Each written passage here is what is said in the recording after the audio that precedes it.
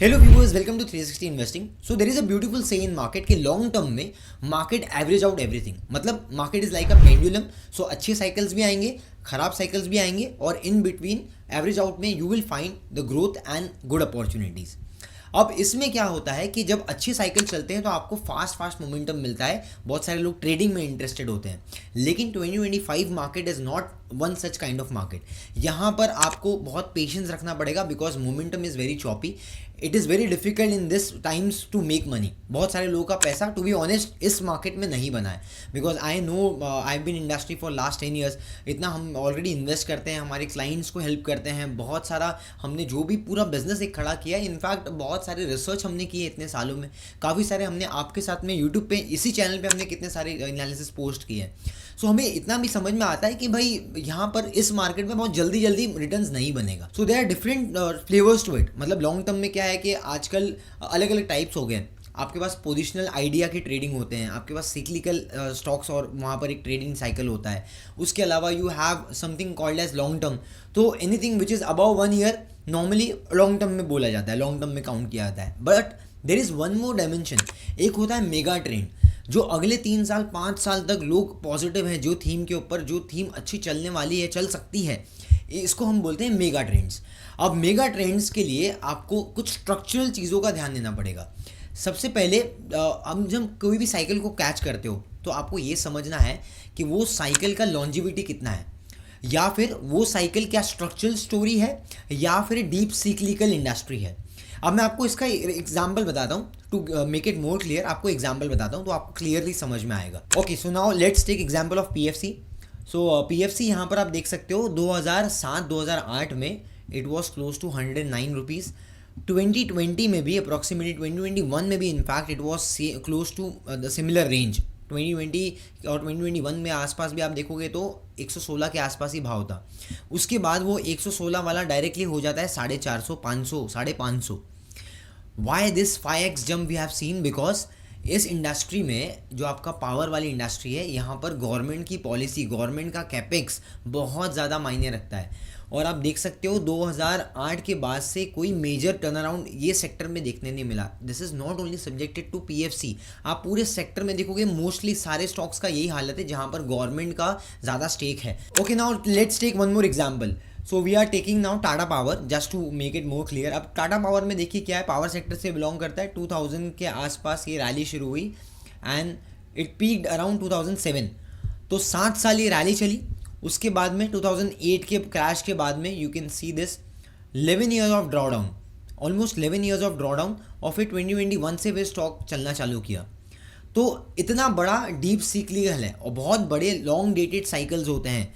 तो हर सेक्टर का साइकिल अलग होता है। तो ये क्या है, बहुत डीप सिक्लिकल इंडस्ट्री है और यहाँ पर आपको कोई स्ट्रक्चरल थीम नहीं मिलेगा। एंड पॉलिसीज़ बहुत ज़्यादा इंपॉर्टेंट है। Apart from that there are some sectors जैसे कि आपका बैंकिंग हो गया, या फिर हो सकता है आपका, because India is a consumption driven economy, तो आपका एफएमसीजी हो गया, या फिर हम बोल सकते हैं to a certain extent IT industries has consistently done well because of the its return matrix and the industry is not so much capital intensive. तो कैश फ्लोज बनाना थोड़ा ईजी हो जाते हैं वहाँ पर। और शायद इसलिए आप देख सकते हो कि ऐसे कुछ स्ट्रक्चरल थीम्स होते हैं जो कंसिस्टेंटली अच्छे कर रहे हैं। अब इसमें क्या होता है कि विद इन देम एक आध साइकिल या एक आध साल आपका खराब जा सकता है, नो डाउट। जैसे अपना आईटी में पिछले 1-2 साल से आप देखोगे तो कोई मेजर मोमेंटम नहीं आया है, तो एक आध साल खराब हो सकता है, बट ओवरऑल आपका ट्रेंड जो है वो इंटैक्ट है। मतलब थीम जो है वो आपकी इंटैक्ट है। एक आध साल खराब गया that's okay, but theme is intact. So आज हम कुछ ऐसे ही स्टॉक्स के बारे में डिस्कस करने वाले हैं जो हमें लगता है कि मेगा ट्रेंड के थीम के अंदर है और आने वाले कुछ सालों में ये कंपनीज बेनिफिट कर सकती है। ऑल्दो हम यहाँ पर स्ट्रक्चरल थीम सिर्फ डिस्कस करेंगे आपके साथ में, एंड वैल्यूएशंस भी डिस्कस करेंगे, कुछ टेक्निकल्स के मेजर सपोर्ट रेजिस्टेंस भी हम डिस्कस करेंगे। बट इंडिविजुअली एंट्री पॉइंट का वैल्यूएशन आपको खुद डिसाइड करना पड़ेगा बिकॉज कहीं कहीं पे कुछ एक्सपेंसिव वैल्यूएशन पे भी स्टॉक ट्रेड कर रहे हैं, right. So entry point is something individual individually आपको खुद असेस करना पड़ेगा, because in this video we are not giving any buy sell recommendation, but the idea is to make you understand कि किस तरीके से सैलो साइकिल्स और deep cyclical stocks में आपका बहुत बड़ा लॉस हो सकता है, एंड जो स्ट्रक्चरल थीम है वो किस तरीके से कंसिस्टेंटली कंपाउंडिंग स्टोरीज बन जाती है. That's the main motto. So before we start the analysis, अगर आपने फर्स्ट टाइम विजिट किया हमारे चैनल पे, then I am a research analyst. 360 investing पे हम मार्केट रिसर्च करते हैं based on fundamental, technicals, data analytics. हमने पूरी एक प्लेलिस्ट बनाई है फंडामेंटल्स के ऊपर. टेक्निकल्स में अगर आप चार्ट रीडिंग में इंटरेस्टेड हो, फ्री ऑफ कॉस्ट आपको यहाँ पर सीखने मिल जाएगा, बेसिक से लेकर एडवांस तक, जहाँ पर हमने कुछ स्ट्रैटेजीज भी शेयर की है. एंड ऑल्सो हमने सेक्टर एनालिसिस 10 से 15 अलग अलग सेक्टर्स को यहाँ कवर किया है, जो आप सेक्टोरल प्लेलिस्ट में एक्सप्लोर कर सकते हो. और डिटेल्स के लिए आप सब्सक्राइब कर दीजिए चैनल को. With this let's get started.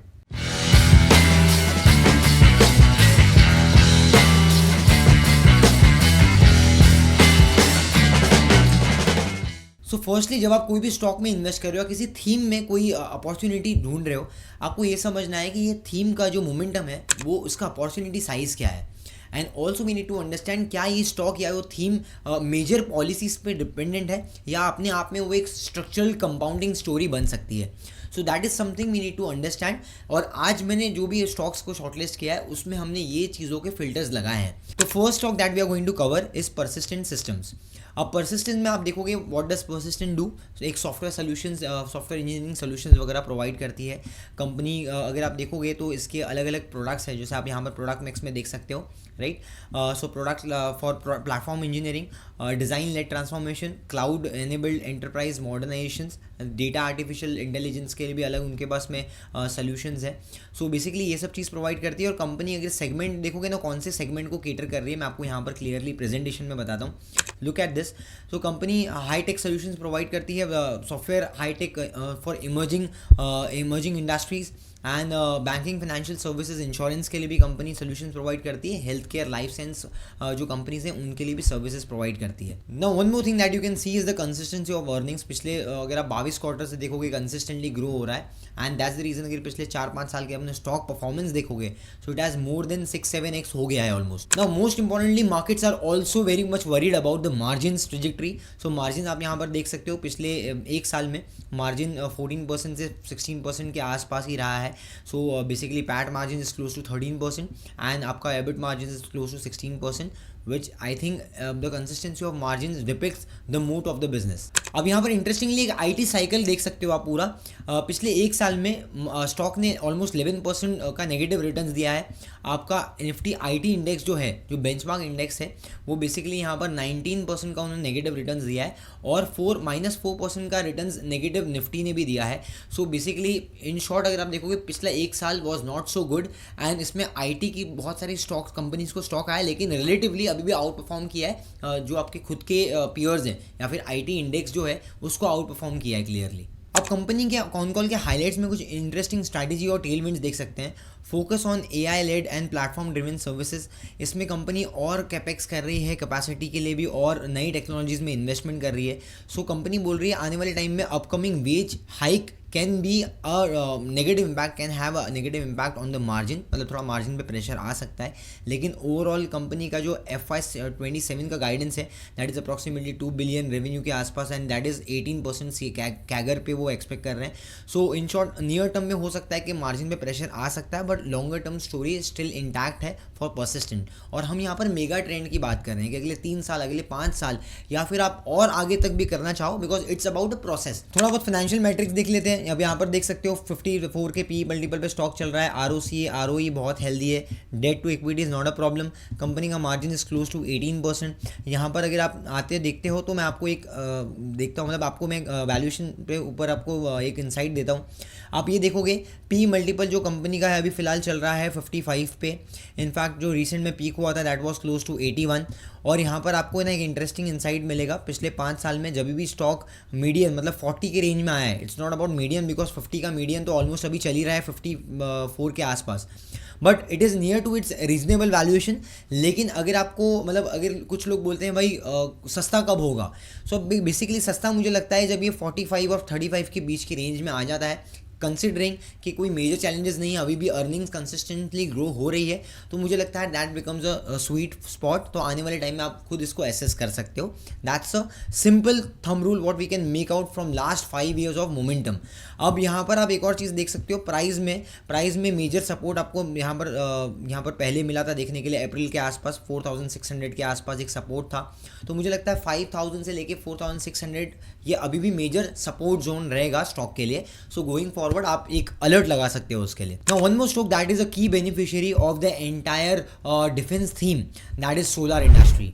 अब क्योंकि डिफेंस थीम जो है, मुझे लगता है कि आने वाले 3 4 5 साल तक गवर्नमेंट जब तक फोकस्ड है, ये एक लॉन्ग टर्म की थीम बन सकती है। Because India is not just only investing in good technology and defence systems.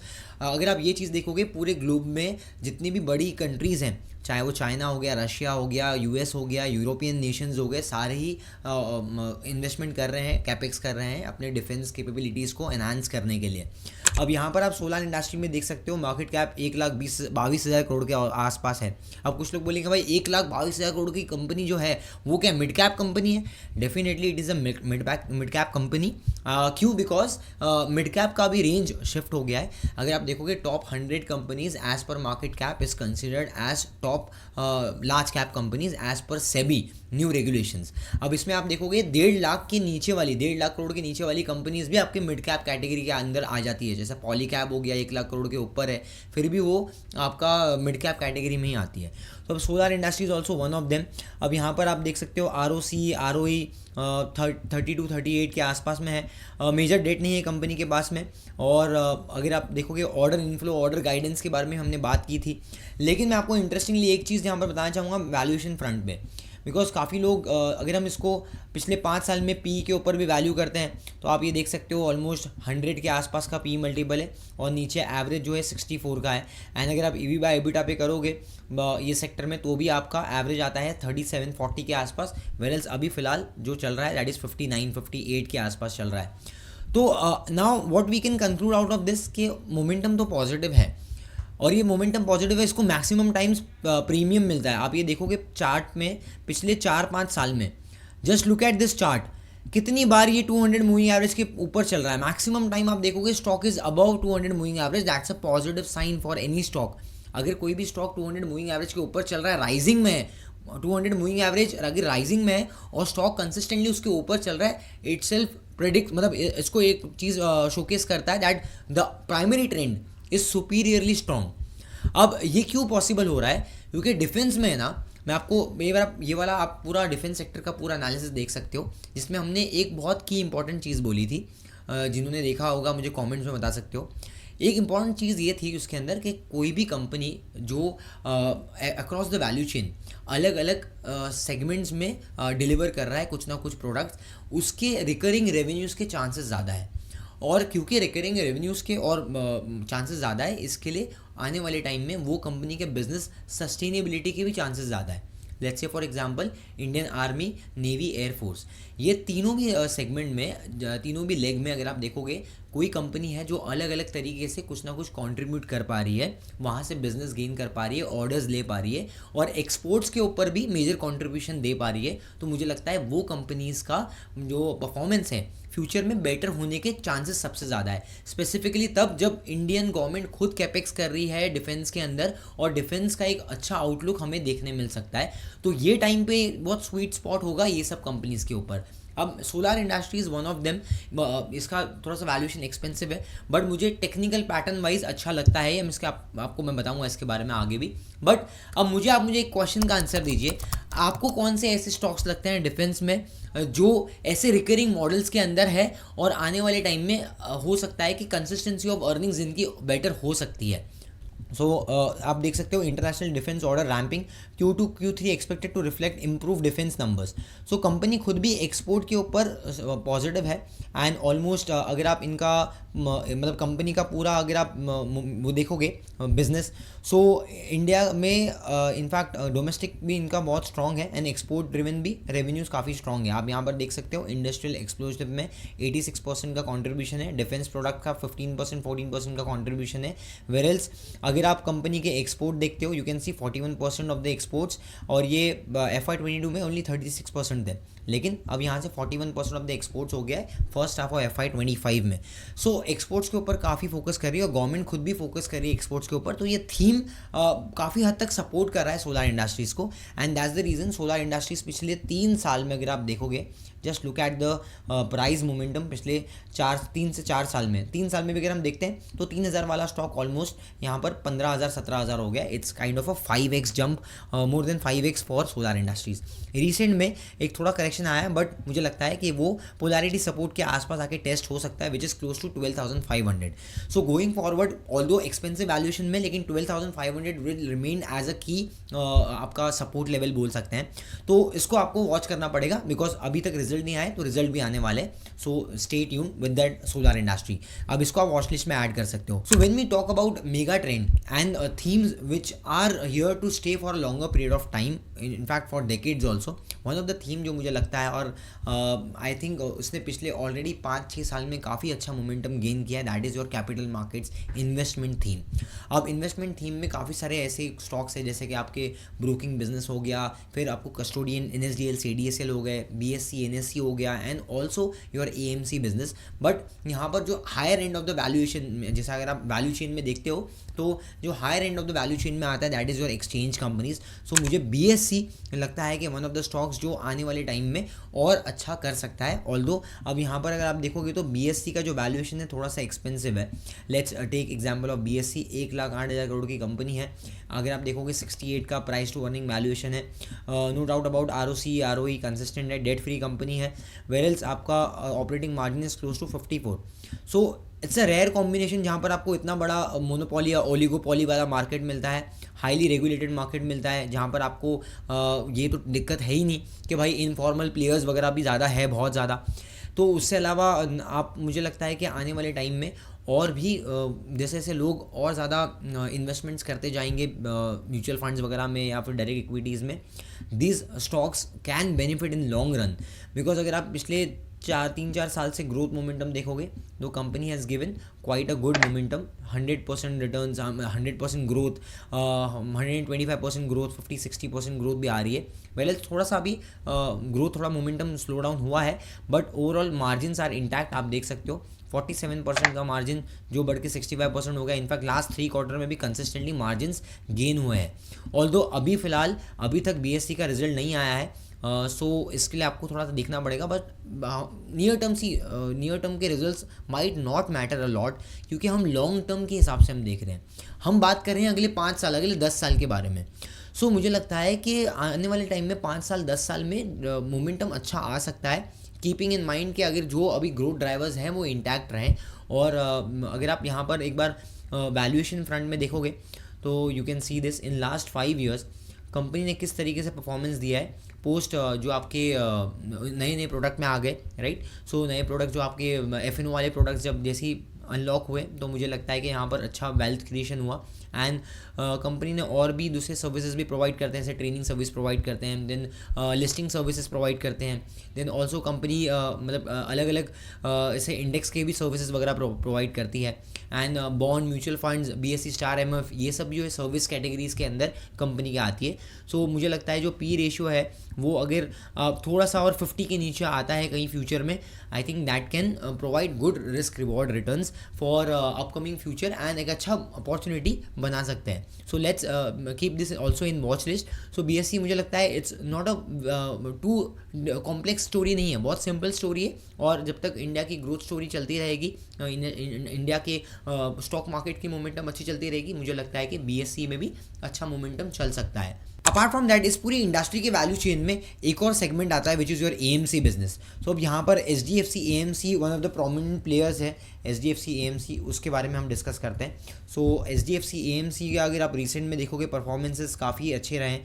42 के प्राइस टू अर्निंग्स के मल्टीपल पे स्टॉक चल रहा है, यहाँ पर भी डेट नहीं है। सो जितने भी हमने कंपनीज ली अभी तक डेट फ्री कंपनी है, मेजरली डेट एलोकेशन काफ़ी कम है। इनफैक्ट जो रिटर्न रेशियोज है काफ़ी प्रोमिनेंट है और मार्जिन भी कंसिस्टेंट है। ये हमारा एक पैटर्न रहा है जिसे आप देख सकते हो। अब यहाँ पर आप देखोगे पिछले 1 साल में यहाँ पर भी मोमेंटम नहीं आया है, जो आप देख पाओगे। ऑलमोस्ट 1 साल पहले भी स्टॉक वॉज क्लोज टू 5,500 5500, 5600 और अभी भी stock is trading close to 5400. So in last 1 year we have not seen major returns, but in last 3 years अगर आप देखोगे तो 2000 वाला स्टॉक ऑलमोस्ट आपका मोमेंटम में 5000 हो गया है. तो this is kind of a momentum what the stock has delivered in last 3 years. आप देख सकते हो 20% का सेल्स ग्रोथ है, 21% का प्रॉफिट ग्रोथ है, 38% का आपका स्टॉक का CAGR रिटर्न है. तो थोड़ा सा वैल्यूएशन एक्सपेंसिव है और ये मार्केट के साइकिल के हिसाब से चलता है. एक आपने नॉर्मली ये नोटिस किया होगा, जब स्टॉक मार्केट में अच्छा मोमेंटम नहीं है तो ऑब्वियसली वॉल्यूम्स भी डाउन होंगे, रिडेम्पशन भी प्रेशर भी होता है एट टाइम्स, एंड ऑल्सो नए इन्वेस्टर्स थोड़े से कॉशियस होते हैं, इन्वेस्टमेंट नहीं करना चाहते हैं मार्केट में.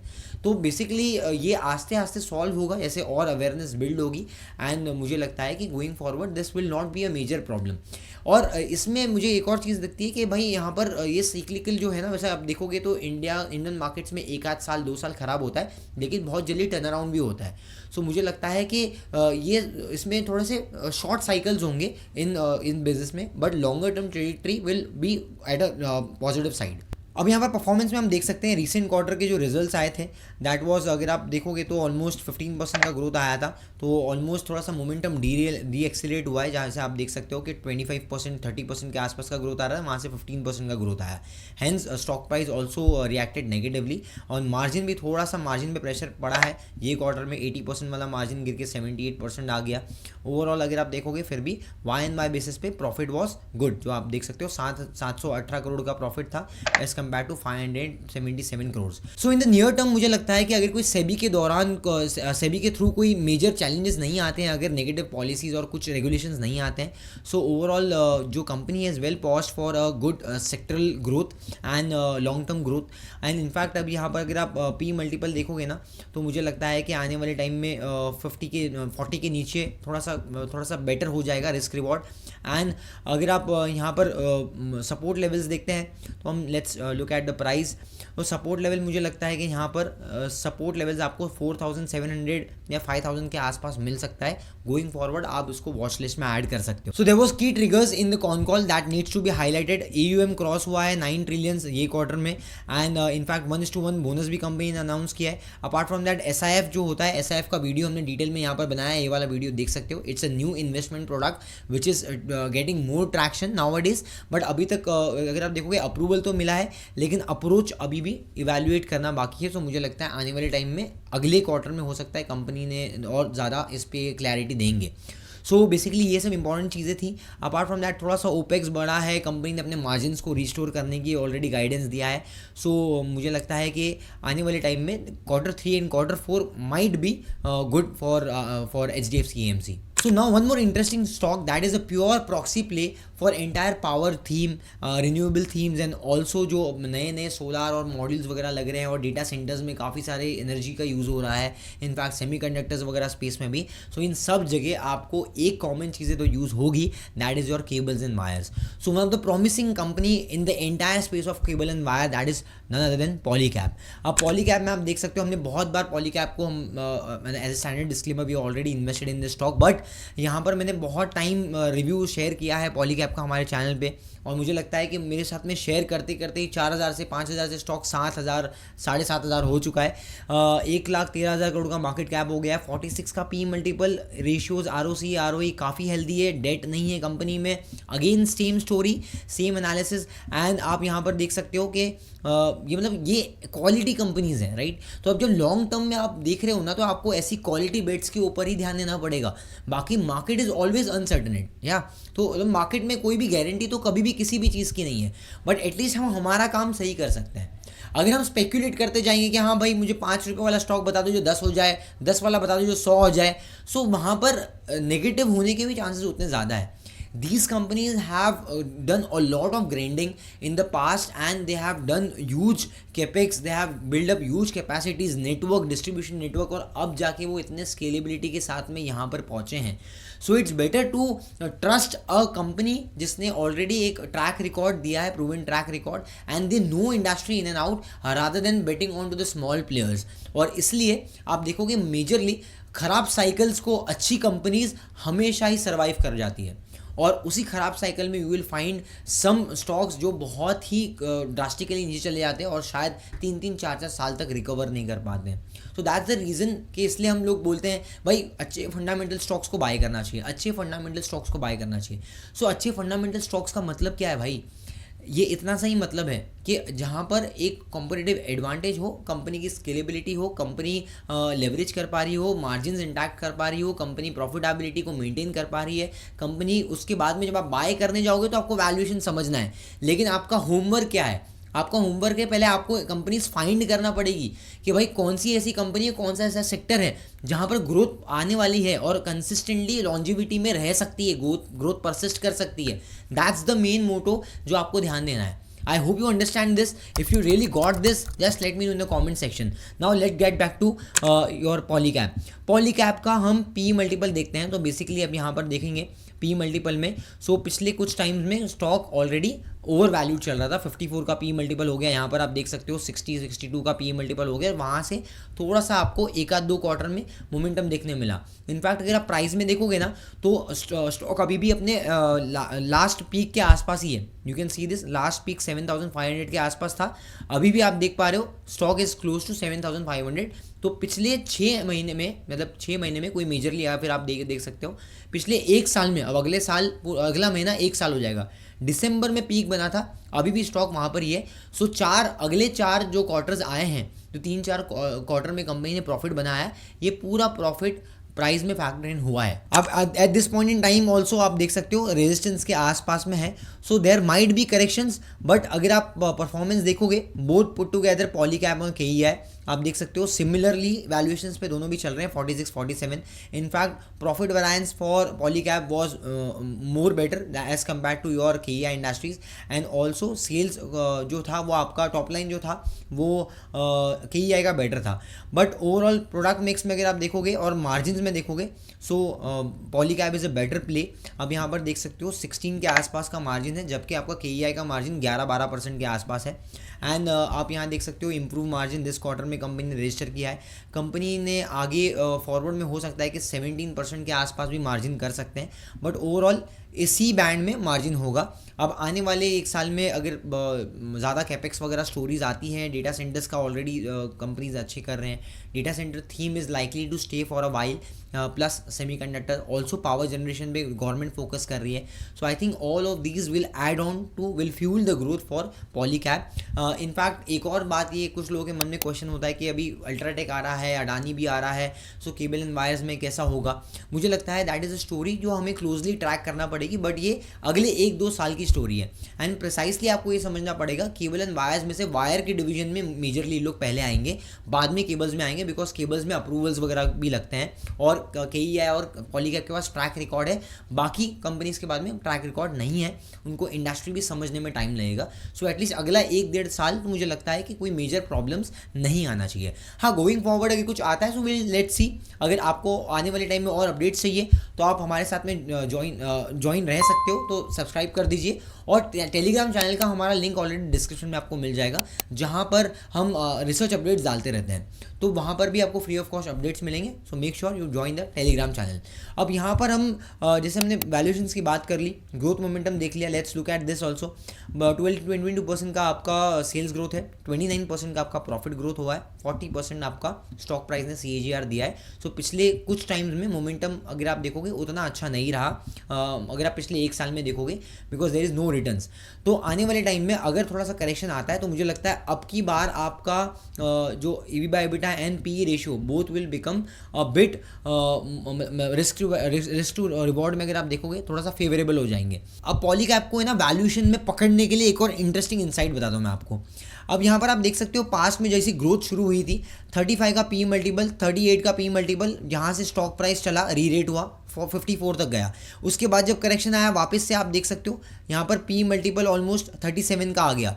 तो जब 35, 37, 40 के आसपास का PE मल्टीपल आया है we have seen good re rating in the stock. अभी यहाँ पर लास्ट टाइम 38-40 आके वापस गया था। अगर फ्यूचर में आने वाले टाइम में करेक्शन आता है और आपको 40-35 के आसपास दिखता है तो मुझे लगता है that can again create wonderful opportunity, because risk reward वहाँ पर बेटर हो जाएगा। अगर आपको ये अच्छा लगा, इंटरेस्टिंग इनसाइट पिछले 3 साल का जो मैं एनालिसिस आपको बताया है वैल्यूएशन कंफर्ट पे, then let me in the comment section. 3 और स्टॉक्स थे मेरे पास में जो मैं कवर करना चाहता था, but then the video will be too long, so फिर कभी किसी और एनालिसिस में उसको हम कवर करेंगे। लेकिन उसके बारे में हम डिटेल्स ऑलरेडी हमारे चैनल पे पोस्ट करते हैं। टेलीग्राम चैनल को आप ज्वाइन कर सकते हो, लिंक डिस्क्रिप्शन में मिल जाएगी। एंड कम्युनिटी टैब में भी हम पोस्ट करते हैं कुछ अपडेट्स, सो आप चैनल को सब्सक्राइब जरूर कर दीजिए अगर अभी तक आपने सब्सक्राइब नहीं किया है तो। एंड कुछ लोगों को अगर कुछ क्वेरीज होती है मार्केट के रिलेटेड तो लोग हमें रीच आउट करते हैं, तो व्हाट्सएप का नंबर मेरी टीम का आपको यहाँ पर डिस्क्रिप्शन में मिल जाएगा। Also you can reach out to us on our website, और वहाँ पर आप हमारे ब्लॉग्स भी पढ़ सकते हो। आने वाले टाइम में और ऐसी रिसर्च इनसाइट्स आपको मिलने के लिए, आप तक पहुँचने के लिए, make sure that you subscribe the channel, also with the bell notification. ये वीडियो को लाइक कर दीजिए if you love the content, और आपका कुछ की जो इनसाइट्स था वो मुझे बताइए। आपके कौन से स्टॉक्स हैं या फिर आप कोई स्टॉक्स पे रिव्यू देखना चाहते हो तो कमेंट्स में हमें ज़रूर बताइए। आने वाले टाइम में और ऐसी एनालिसिस हम करते रहेंगे आपके लिए। Make sure that you share this video with your friend, family members and relatives to reach out more audience. So मिलते हैं अगली वीडियो में एक नए एनालिसिस के साथ में। Till then keep learning, keep growing with 360 investing, और जैसे हम हमेशा बोलते हैं, because it is not a strategy. Thank you.